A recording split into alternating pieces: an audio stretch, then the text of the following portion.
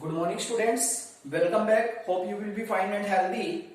Let's continue chapter second from economics. This chapter is from 9th class. People as a resource. यानी कि मानव संसाधन. Chapter second है ये. Resource.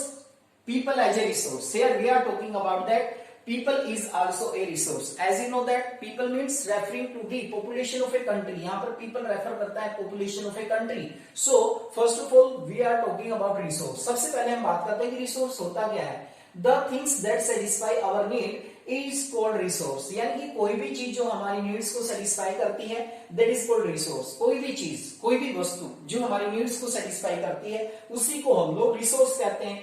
अब people को भी यहाँ पर रिसोर्स कहा गया. Why people is called a resource. People को हम रिसोर्स क्यों कहते हैं? As you know that people as a resource. People as a resource. People को हम लोग यहाँ पर रिसोर्स के रूप में जानेंगे. As you know that any human being that cannot fulfill his basic requirement, we have to fulfill our need, that we have to be depend on other people. So people is also a resource. कोई भी व्यक्ति ऐसा नहीं है जो अपनी needs completely स्वयं पूरी कर लेता है. तो अपनी नीड्स को पूरा करने के लिए एक व्यक्ति को दूसरे व्यक्ति पर डिपेंड होना पड़ता है. सो पीपल को हम लोग रिसोर्स मानते हैं क्योंकि पीपल भी पीपल के काम आ रहा है यहाँ पर. तो रिसोर्स का मतलब ही क्या है? रिसोर्स का वही मतलब है दैट सेटिस्फाई अवर नीड. तो human being as a resource हम स्टडी करते हैं people as a resource. It is an effort to explain population is an asset. Asset बोलते हैं संपत्ति को या पूंजी को. कहते हैं कि यहाँ पर पॉपुलेशन को एक संपत्ति के रूप में दिखाने का प्रयास किया गया है, एक्सप्लेन करने का प्रयास किया गया है for the economy rather than A liability. Liability का मतलब होता है दायित्व. यानी कि जनसंख्या को हम अपना दायित्व नहीं मानते बल्कि जनसंख्या को तो हमारी इकोनॉमी एक एसेट मानती है. क्या मीनिंग है इस बात का?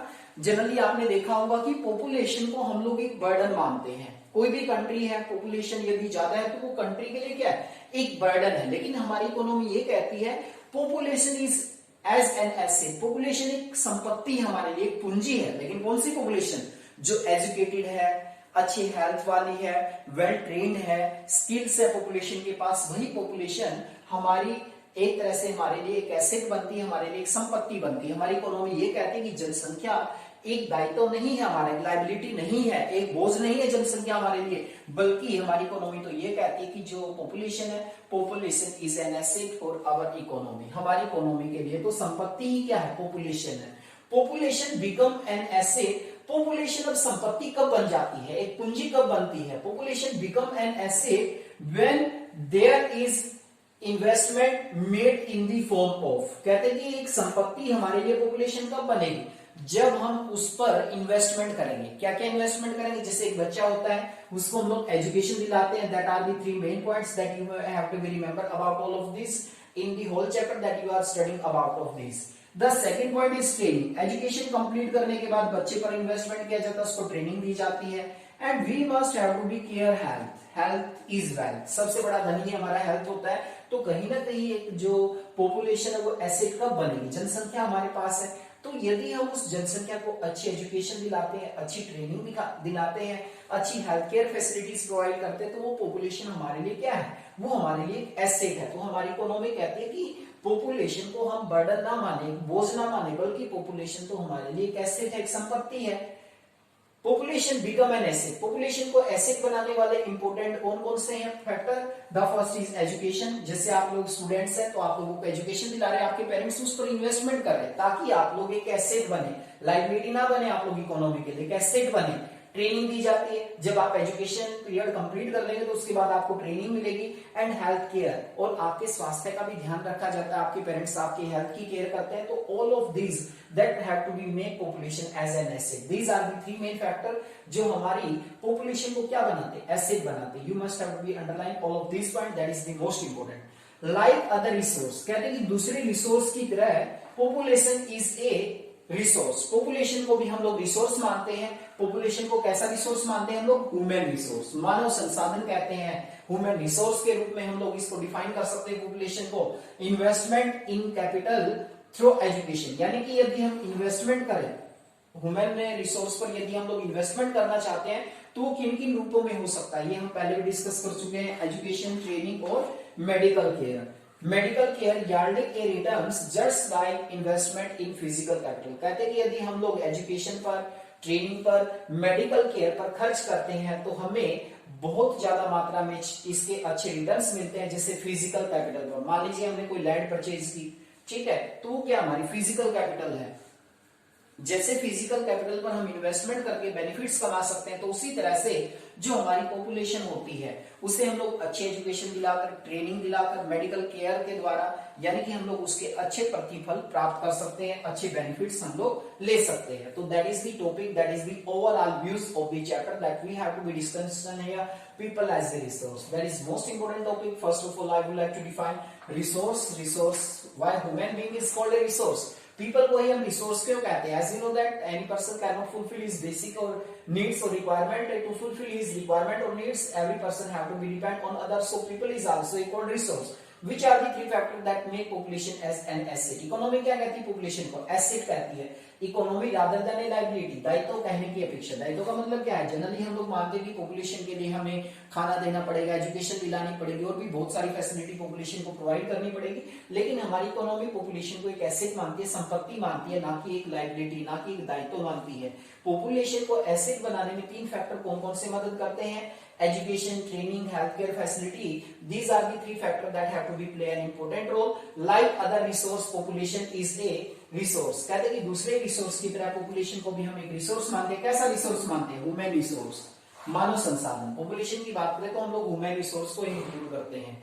Investment in human capital through education, training and medical care यार a return just like investment in physical capital. कहते हैं कि जैसा कि हम फिजिकल कैपिटल पर मान लीजिए हमने कोई प्रॉपर्टी परचेज की है, तो उसके जैसे प्रतिफल हमें प्राप्त होते हैं, उसी तरह से यदि मानव रिसोर्स के ऊपर भी यदि हम शिक्षा के रूप में, ट्रेनिंग के रूप में, मेडिकल केयर के रूप में इन्वेस्टमेंट करते हैं, तो उससे भी हमें अच्छे प्रतिफल प्राप्त होंगे, उसके भी हमें फायदे मिलेंगे, उसके भी हमें बेनिफिट्स मिलेंगे। Let's continue about the box. अब बॉक्स की बात करते हैं हम लोग। In the overviews that there is also given a box. Box में दिया गया। अब यहाँ पर दो क्वेश्चन हमारे सामने आते हैं। The first is what is a dramatic example of how the inputs of greater knowledge in the form of improved production technology can rapidly increase the productivity of scarce land resources. तो answer is India's green revolution. India में जो हरित क्रांति आई थी वो इसी प्रकार का एक एग्जाम्पल है, जहां पर देखा जा सकता है कि जो लैंड रिसोर्स है उसका अच्छी तरीके से अच्छी टेक्नोलॉजी यूज करके हमने प्रोडक्शन कैपेसिटी को बढ़ा दिया। अब ग्रीन रेवोल्यूशन क्या है? फर्स्ट चैप्टर में आपने पढ़ा था हरित क्रांति, the increasing production of wheat and rice, that name have to be given green revolution. यानी कि जो पर हेक्टेयर हम प्रोडक्शन करते थे पहले बहुत ही कम हो पाता था, लेकिन हमने HYV seeds, modern technology use की है, जिसे हम लोग ग्रीन रेवोल्यूशन का नाम देते हैं। That is also an example of resource that have to be made and assets. The second is point dash dash लगा हुआ है यहाँ पर। Revolution is a shrinking instance of how the importance of human capital has come to acquire a higher position than that part of material, plants and machinery। कहते हैं कि plants और machinery की यदि हम बात करते हैं तो किस रेवोल्यूशन की बात करते हैं? India's IT revolution. तो आंसर में आएगा इसमें India's IT revolution. Information technology में जो क्रांति आई है वो कहीं ना कहीं इसका एग्जाम्पल माना जाता है। There are two example given here, so let's continue to discuss about all of these resources. Here you have to be know with the help of example how a person become resource. Here we are talking about the story of Sakal. Story of Sakal। देखिए किस तरीके से एक जो सकल की कहानी दी गई है यहाँ पर, सकल की कहानी से आप लोग समझेंगे कि किस तरह से एक जो व्यक्ति होता है, एक ह्यूमन बीइंग होता है, वो किस तरीके से वो हमारे लिए कैसेट्स बन जाता है। यहाँ पर एक कहानी दी गई है, story of Sakal. So let's continue. There were two friend Vilas and Sakal living in the same village Seemapur. कहते हैं कि दो फ्रेंड्स हैं, एक का नाम विलास है, दूसरे का नाम सकल है, जो दोनों एक गांव में रहते हैं, सीमापुर गांव में। सकल वॉज ए 12-year-old बॉय। सकल 12 साल का लड़का है। His mother Sheila look after domestic chores, और इसकी माता शीला है जो घरेलू काम करती है। His father Buta Chaudhary work in an agriculture field, और इसके पिता का नाम बूटा चौधरी है जो खेती बाड़ी का काम करता है। सकल help his mother in domestic chores, he also look after his younger brother Jitu and sister Situ। कहते हैं कि सकल क्या करता है? अपनी माँ के जो घरेलू काम होते हैं उनमें उसकी मदद करता है, और अपने छोटे बहन भाई जीतू और सीतू की मतलब देखरेख करता है, उसकी केयर करता है जब उसकी माँ काम करने के लिए जाती है। His uncle Shyam had passed the metric calculation exam but was sitting idle in the house as had no job। उसके अंकल है श्याम जो मैट्रिक की परीक्षा पास कर चुके लेकिन घर पर बैठे हुए, उसके पास कोई जॉब नहीं है। Buta and Sheela were eager to teach Sakal. कहते हैं कि बूटा और शीला है, उनकी इच्छा कि वो अपने बेटे सकल को शिक्षा दे।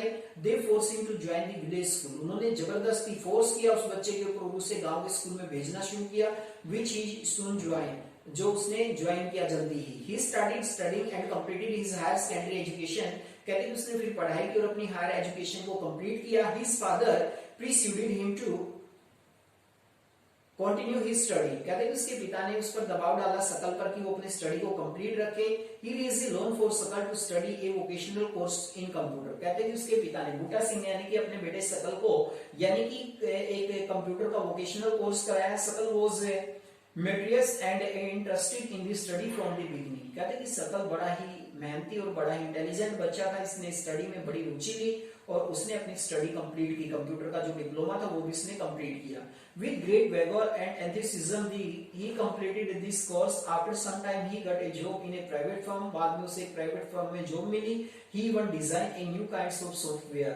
This software had to increase the sale of the firm. His boss acknowledged his service and reward with him a promotion. कहते हैं कि जो सकल के पेरेंट्स थे वो बड़े ही खुश होते हैं, जो इनके बॉस थे वो भी बड़े ही खुश होते हैं इनसे, और इनकी सर्विस के लिए इसने एक नया सॉफ्टवेयर अपडेट किया जिसके कारण कंपनी को बहुत फायदा हुआ और सकल को वो इनाम देते हैं और इसका प्रमोशन भी कर देते हैं। तो यहाँ पर ये एग्जांपल दिया गया, जो सकल का जो एग्जांपल दिया गया, that prove that a person become an asset when he get better education, better health facility and you can say better training. Here is an example of सकल। सकल का जो एग्जांपल दिया गया है, सकल नाम का एक लड़का था जो गांव में रहता था। इसकी माता घरेलू काम करती थी, इसके पिता बूटा सिंह खेती बाड़ी का काम करते थे। इसके अंकल घर पे मैट्रिक करने के बाद यानी कि खाली बैठे हुए थे, उनके पास कोई काम धंधा नहीं था।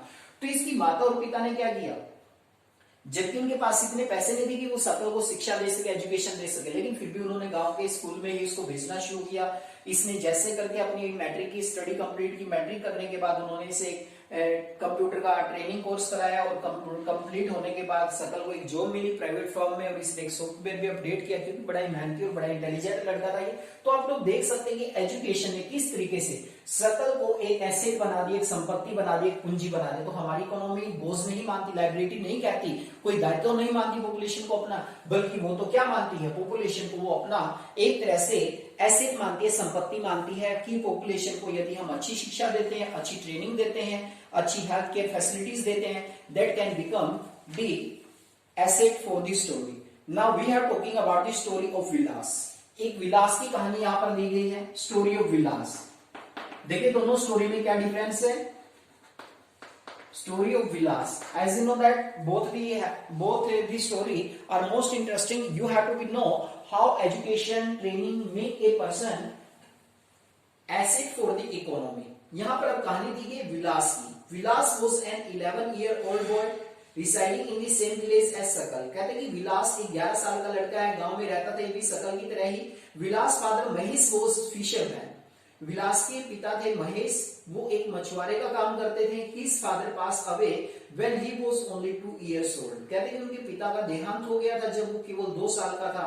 His mother Gita sold fish to earn money to feed the family। कहते हैं कि उसकी पत्नी थी, यानी कि जो विलास की माता थी गीता, वो मछलियां बेचती थी और कुछ पैसे कमाकर अपने परिवार का पालन पोषण करती थी। She bought fish from the landowner pond and sold it in the nearby मंडी। कहते हैं कि वो ओनर की पोंड से मछलियां खरीद कर लाती थी और उसे पास की मंडी में आकर बेच देती थी। She could earn only 20 to 30 a day by selling fish। 20 से 30 रुपए कमाती थी वो दिन में। विलास become a patient of arthritis। His mother could not efforts to take him to the doctor। कहते हैं कि कहीं ना कहीं जो विलास है उसको बीमारी का सामना भी करना पड़ा, उसकी माता उसका खर्च नहीं उठा सकती थी। He could not go to school either। ना ही वो स्कूल जा सका। He was not interested in study और ना ही उसकी रुचि थी पढ़ाई करने में। He helped his mother in cooking and also look after the younger brother Mohan। कहते हैं कि वो घर के काम करने में अपनी माता की मदद करता था और अपने भाई की देखभाल करता था मोहन की। After some time his mother fell sick, there was no one look after her। कहते हैं कि कुछ समय के बाद उनकी माता भी बीमार हो जाती है, कोई भी देखभाल के लिए नहीं बचता। There was no one in the family to support them। परिवार में कोई नहीं था उनको सपोर्ट कर सके। Vilas too was forced to sell fish in the same village like his mother earn only a mer's income। कहते हैं कि अब विलास को भी अपनी माता की तरह ही काम करना पड़ा एक पास के ही गांव में। तो इस तरीके से आपने देखा कि विलास नाम का जो लड़का था इसको शिक्षा नहीं मिल पाई। बचपन में पिता का देहांत हो गया, माता जी पास के ही पौंड से मछलियां लाती थी और उनको बेचकर अपना गुजारा करती थी। तो कहीं ना कहीं विलास के जीवन में काफी सारी विडंबनाएं थी जो विलास को फेस करनी पड़ी। तो यहाँ पर हमने देखा कि किस तरह से विलास का जीवन है वो दूभर बन जाता है, उसे किस तरह की प्रॉब्लम फेस करनी पड़ती है। विलास को शिक्षा नहीं मिली, एजुकेशन नहीं मिली, तो अंत में ये मछली बेचने का ही काम करता है और बहुत ही कम अर्निंग कर पाता है। तो दोनों कहानियों में डिफरेंस यही है कि सकल को अच्छी एजुकेशन मिली, अच्छी ट्रेनिंग मिली, तो ये एक एसेट बना। लेकिन विलास को due to lack of education, due to lack of proper training, that he become the liability for our economy, ये एक लायबिलिटी बना। That is the points that both of the story have to be explain. दोनों कहानियां interesting है, तो दोनों कहानियां explain करके कि किस तरह से पॉपुलेशन एक एसेट्स बन सकती है, किस तरह से पॉपुलेशन एक लायबिलिटी बन सकती है। Both are the example here, the story of Sakal and the story of Vilas.